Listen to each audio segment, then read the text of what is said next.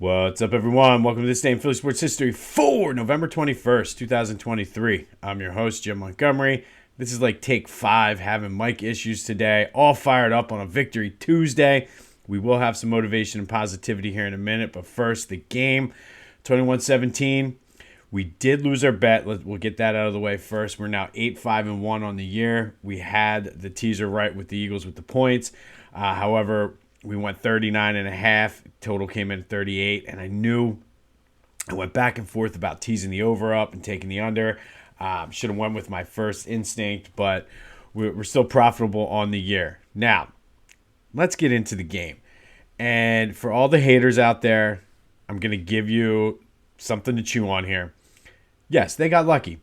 If Marquez Valdez-Scantling holds on to that ball, it's a completely different game. However, there was still time on the clock. The Eagles had timeouts. They could have gone down, try to kick a field goal to tie it and send it into overtime. But lost in all of this is the fact that they did what good teams do.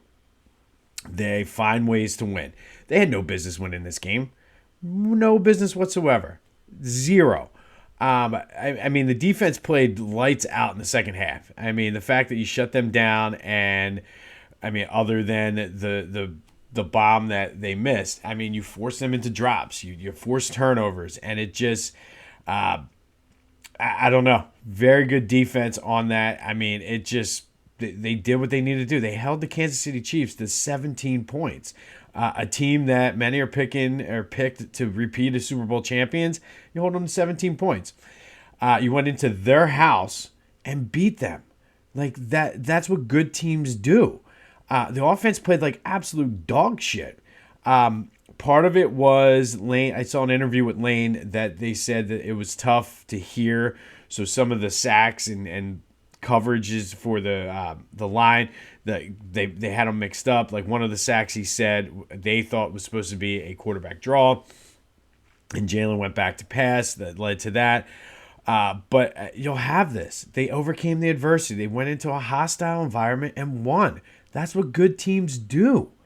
I mean, it blows my mind. I mean, everybody's like, oh, that's what good teams do, and the Eagles are a damn good team. Here we are now in this gauntlet of the schedule, 2-0. And the offense, like I said, did what they had to do when they needed to do it. I will say the play calling's a little suspect. I don't know. It does seem like they ran like the same 3 running plays. And again, I don't know if it looked like that because they were having trouble hearing the signals on the line or what, but I mean, they won. I mean, call it what it is. They won. The defense was incredible. Jalen Carter is just a beast. I love the fact that he tried to intercept the spike. I'm surprised more players or teams don't do that. Apparently, he said, I don't know if he saw it on TikTok or Twitter, but he said he saw a high school kid do it and actually intercepted, so he figured why not. They were all laughing about it in the locker room. But this team is 9-1. You don't get to 9-1 by accident. It's not a fluke that this team is 9-1. They are finding ways to win games. They have not played their best game yet. They have not played a complete game. I mean, they've played games where the offense was shitty and the defense played great, like last night. And they've had other games where it's been the opposite, like Washington, where the offense was out of control and the defense played like crap. Once they finally put it together, look out. And again, miss me with all the, no, they're finding ways to win. Think back to like the 90s Cowboys, the Niners, the Packers, the Patriots. They go through 3 quarters sleepwalking and it looks like they were going to lose the game. All of a sudden, something clicks in the 4th quarter and they're walking away with a win. Good teams find ways to win. And over the course of the past 2 years plus, this team has found ways to win. That's not fluky. That's not lucky. That means, and say what you want, because I saw a lot of people, and I've talked about this before, a lot of people on Twitter, TikTok, and a lot of my social media hating on Nick Sirianni. They hate him. He's a punk. He's this, he's that, because he's cocky and he's arrogant. And I've said it before. I would hate him if he was not our coach, but he is our coach. And I think we're turning into that team that I always hated as a kid, but I love being in this position where people are trying to just pick us apart, and say, oh, you got lucky with this, you got lucky with that. Guess what? We're a damn good team. It's not lucky. They're finding ways to win. They're taking advantage of mistakes the other teams are making that they're forcing them into making. The interception and the fumble by Kelsey, the Eagles defense forced them into that. So miss me with the whole lucky this, that, and the other thing. They are a good team that takes advantage, and they have yet to play their best game yet. Tough game coming up again on Sunday against Buffalo on a shorter week, but looking forward to heading down to that game. But Hurts, like I said, he did what he had to do when he had to do it. That's what good quarterbacks do. That's what future champion quarterbacks do. They take advantage. Like Peyton Manning for years didn't take advantage of things when it mattered the most. You never really heard about Peyton Manning leading comebacks.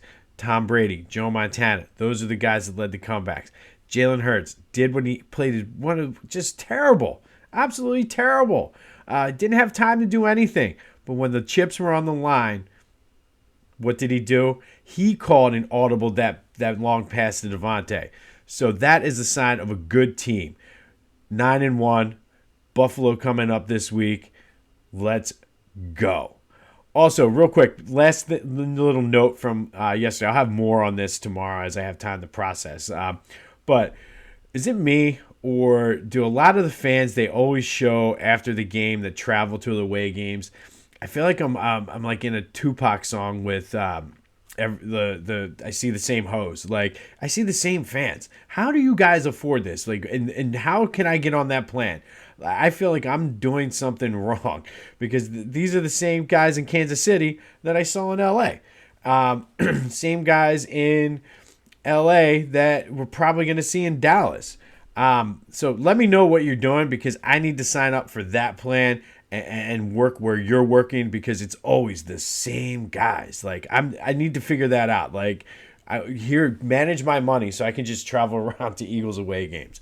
But good shit for you guys traveling around. All right. So I did say it is Tuesday, so it is time for a little motivation and positivity. And this one comes from another book I just recently finished reading, and it was The Subtle Art of Not Giving a Fuck. It was actually a really, really good book, and I'm probably going to revisit some of the things they talked about. But one of the things they talked about was responsibility versus fault. And a lot of people say, oh, it's your fault this happened. It's your fault that this happened. And all of that is true. But your responsibility is how you deal with it. You choose to take responsibility of it. Yeah, I mean, you get hit. You get in an accident. That's not your fault. But it's your responsibility to figure out your next steps and to fix it. No one else is responsible for your situation but you. So again, somebody could be at fault for putting some messed up things in your life, but you need to take responsibility and fix it. Many people are to blame for many things in your life, but you're ultimately responsible for how you handle it. And so you choose how to react and to respond to it. You could fall into, oh, my car just got ruined. And that's fine, but that's your responsibility. That might not be your fault, but it's your responsibility. And I thought that that distinction was something that really stuck out for me, because even last night, it wasn't the Eagles' fault that they couldn't move the ball, but Jalen Hurts took responsibility and drove them down to score when they needed to score. So that is today's motivation / positivity. Hopefully you can take something with it. I do recommend that book, by the way, but there's a difference. Fault is in the past. Responsibility is in the future. So, yeah, you can dwell on the past and whose fault this is, and we spend a lot of time in life arguing about whose fault this, that, or the other is. But I think the people that are the most successful are the ones that say, okay, nothing I can do about this. I'm going to take responsibility, and how are we going to fix that? So if you can take something from that, hopefully you can on a Tuesday. All right, Sixers in action tonight against the Cavaliers down at the Wells Fargo Center in their final in-season tournament game. Looking for the win there, and then hopefully get some help so they can move on. Not sure injury status or anything like that. It was all focused on Eagles last night. Flyers thing that I missed the other night was Nick Deloria versus Matthew Oliver in that fight. It was actually a pretty decent hockey fight, and then they just hugged it out, patted each other, and said, okay, we've had enough. Not something you really see in hockey fights, but check out the video if you haven't seen that yet. Getting closer to Black Friday, Christmas shopping season, go to phillygoat.com. Make it easy on yourself. Go to phillygoat.com. Check out their wide selection of Philly sports-based apparel, Philly-centric based apparel. You name it, they have it. I've talked about the Mega John shirt. I've talked about the Maximus. They still have the Believe shirts from the Phillies, would be good for the kids. They have the Fanatic shirts. Just go check them out.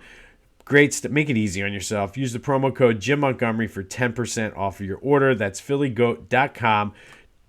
Promo code Jim Montgomery for 10% off of your order. While you're at it, you need to get something for the people at the office, go to carcan.com. It's a trash can, it's storage, it's a cooler. They have all kinds of organizational items for your car. Check it out. It's great. Like I said, a car can for Sally in accounting is perfect. The more you buy, the cheaper shipping is, the cheaper the rate is. And if you go now, Jim Montgomery 20 off promo code for 20% off your order. That's carcan.com. Promo code Jim Montgomery 20 off for 20% off your order. Again, hit Sally in accounting, Judy in marketing, Bob in wherever Bob works. But go to carcan.com. Use the promo code Jim Montgomery 20 off for 20% off of your order. All right, Phillies news. And I was trying to go say a stat yesterday, and I got it wrong, so I was able to correct it. Nola wins 77% of the time when the Phillies score two or more runs, or more than two runs for him, and that's what I was trying to say. So if you give the guy run support, he's going to win games for you. Some other stats about that contract: if he pitches at least one game a year throughout the life of the contract, he'll be 37. But he will have pitched 16 years with the Phillies. It'd be the second most years ever played with the Phillies behind Mike Schmidt at 18. It'd be the most by a pitcher. Steve Carlton owns that with 15. So kind of some rarefied air here for Nola. And I think we're lost in the whole 7 years and have the sour taste from the postseason. But he's been a pretty consistent part of the Philadelphia Phillies organization, and with his contract will be. So I still think it's pretty cool. I mean, I saw his press conference. Don't know what was going on with his hair. I guess I'm just used to seeing him wear a hat that I didn't even know what his hair looked like. But he very soft-spoken guy. But he say he turned down more money, or I read that he turned down more money to stay with the Phillies because he wanted to be here. He talked about wanting to win the World Series. And just how much this meant to him. He wanted to test free agency just to see what it's like, but he really never had any intentions of leaving, which you got to like something like that. So welcome home, I guess, Aaron Nola, and you're here for the long haul. Let's go get that World Series. I did read conflicting reports whether the Phillies were still in on the Japanese pitcher Yamamoto. They sent him that Bryce Harper was trying to recruit him. So I don't know if they'll have the money, if that's something they're still interested in. Again, I saw conflicting reports on that. But as we get more on that, we will continue down that road. All right, shifting gears. We're going to go back to 2003 today. And on this day in 2003, it actually would have already happened. Villanova beat Temple 73-48, but the story wasn't the game. It was the fact that tip-off was at 12:01 a.m. And I remember this very, very vividly. So Temple and Villanova agreed to play on November 21st. The reason they pushed it up is because it was the first available time, 12:01, that you can play a regular season game that's not one of those exhibition games against like American and some of those smaller, the whatever schools. Again, Nova agreed to the date, but because of suspensions due to a phone code scandal, I guess they had stolen a code from the university where they were making illegal long distance calls. For those of you, like when cell phones were just starting, you used to have to pay for long distance calls on cell phones, and minutes and things like that. So they had what were called landlines for you younger folks out there. But somehow this was like a big thing in college basketball at the time, where like there was phone cards and codes and things like that. I forget the exact story, but between that and injuries, Nova would have been short because a lot of their players had to miss the first 2 games of the season, or miss 2 games because of the way. However, it was like a lot of those players had to miss 2 games, but because of the way it would have left their roster, they could have staggered it somewhat. So they were playing in the Maui Invitational. So Jay Wright was like, screw this. I'm scheduling 2 Division III games in California before we go out to Maui. That way they can serve their suspension before we play the better teams in the Maui Invitational. Sounds good, I guess, except for one. John Chaney was like, nah, F that. He was pissed. Said, I'm never playing Villanova again. This is BS. And this was going on throughout the summer. And it took Fran Dunphy, who was at Penn at the time, to broker the deal with Bradshaw, who was the AD at Temple at the time. And basically they said, okay, what if we play at 12:01? It's still on the same date. Nova can then take an early flight out and play one of the Division III games, and then everything will be fine. So reluctantly, John Chaney agreed because, again, Bradshaw, who was the AD at the time, Chaney respected and was like, okay, if it wasn't for him, he wasn't going to do it. So it was a sellout crowd, 12:01, after a Thursday night on Temple's campus.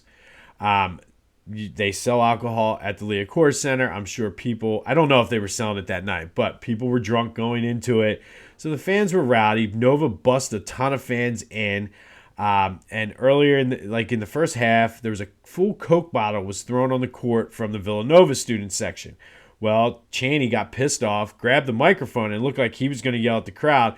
And honestly, in the way he was, handed it to Jay Wright and said, you address it. It's your fans that are throwing it down. So Jay Wright, like a little kid who just got scolded by his dad, was like, okay, and said, like, we're classier than this, blah, blah, blah, blah, blah. Meanwhile, back to the game. It was just a sloppy game. Temple was young. It was the downward spiral of Chaney's career. They shot 10 for 40 from three-point range. That's the only stat you really need to know. But even after the game, Chaney was still pissed about the situation and said again, if it was up to me, we'd never play them again. And then he said, it seems to me they had scheduled somebody else on our date. I live by my words and always have. And that right there, ladies and gentlemen, I get asked this question all the time. Why do I hate Villanova? They're a Philly sports team, or a Philly college. They're good. You do a Philly sports-based podcast. Yet everything is Temple. This is a prime example of one of the reasons why I hate Villanova. Just the arrogance. I still hold them responsible for Temple not getting kicked out of the Big East in the first place, and then not getting kicked out, but not getting reinstated when they wanted to come in as a full-fledged member. For years, Villanova was like, no, we're not letting them in for basketball. Part of that I know was Chaney loving the A10, but this is a prime example of where my hatred for Villanova comes from. They're arrogant. But on this day, back in 2003, Villanova beat Temple 73-48 at the Liacouras Center in a game that started at 12:01 a.m. And it just hot mess express the whole way through. All right. Time for today's Phillies most disappointing athlete. Today it's going to be a very easy one because he was only here for a year, but so much into that 1 year, and that is running back Demarco Murray. Signed a 5-year, $42 million contract in 2015. Thanks a lot, Chip Kelly. This was after Chip Kelly had traded Shady. And so this whole situation was bizarre. Apparently the Eagles had a contract with Frank Gore in place. He backed out of it apparently because Chip Kelly traded Nick Foles. Apparently Frank Gore wanted to play with Nick Foles. Once they traded him, he's like, no, I'm not coming.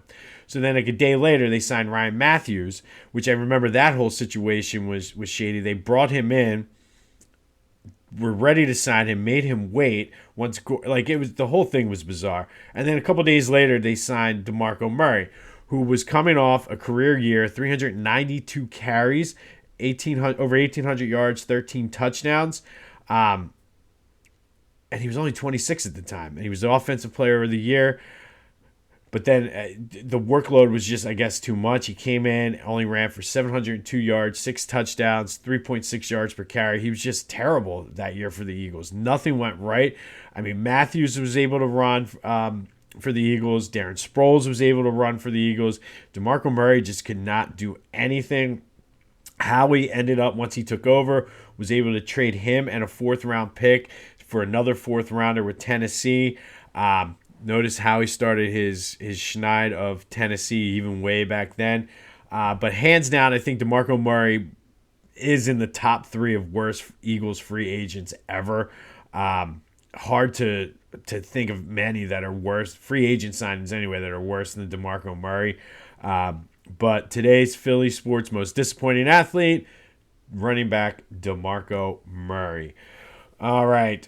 On this day, back in 2003, Villanova beat Temple 73-48 in a game that tipped off at 12:01. Time for today's question of the day. It came out yesterday that Chase Utley is on the Hall of Fame ballot. I guess they'll vote, and the announcement will be made in January. Has a very compelling case if you rank him against second basemen that are already in, very similar to J-Roll. Bobby Abreu's on there, on the ballot as well. But the question for today, is Chase Utley a Hall of Famer? Let me know. Leave a comment wherever you are. Make the case if you want to give me stats to support it or go against it. But that's the question of the day. Is Chase Utley a Hall of Famer? Doesn't matter if it's first ballot or 20th ballot. Is he a Hall of Famer? Will he get in at some point in his career? Good win by the Phils. Good win by the Eagles. The Phils did not play. Good win by the Eagles. I'm still tired, and I had to do this 3 times because the mic stopped working. So hopefully this sounds and it comes out. But good win by the Eagles. We are 9-1, and that is no fluke. Bring on Buffalo home. It's a Kelly Green game. Looking forward to it. It's going to be a rainy, crappy day here in the area. So it's a good day to go do some online shopping at Carcan as well as Philly Goat. Remember to use those promo codes. The links are in the description. This has been This Day in Philly Sports History on a Victory Tuesday, a motivation, positivity Victory Tuesday. Remember, don't blame people. Take responsibility for your life, and things will get better. Go have yourselves a Tuesday. I'm Jim Montgomery, and until next time, I'll see you when I see you.